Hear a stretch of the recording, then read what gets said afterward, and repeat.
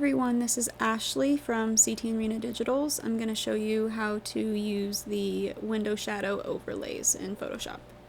I'm going to be using this image of my daughter that I already have opened. This is the before. I already have opened the overlay that I want to use, so I'm going to go ahead and select all, edit, copy, and paste into a layer above my image. Go ahead and hide that layer for now.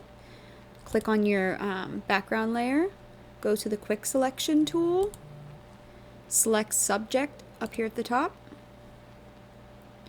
and that selected her pretty good, so I'm not going to do anything else with that. Go ahead and duplicate your background layer, create a photo mask, go ahead and press Ctrl-I on your keyboard, and that's going to invert your layer, and then go ahead and press Alt and click between the two layers. This is going to make it so your overlay is behind the subject. Go ahead and make your overlay visible again, and as you can see, it's completely behind her. I want to adjust the size of this here.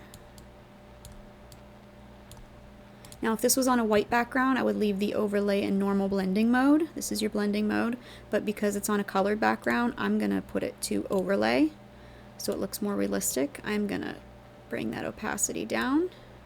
I want to brush off the edges just a bit, so I'm going to create a layer mask.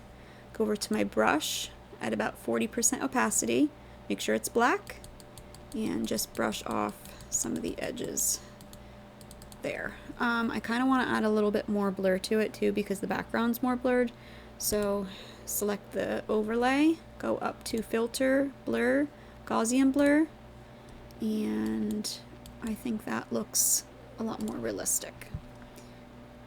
Make it a little bit more noticeable there. And flatten. Oh, let's do before and after. Before, after. And that's it.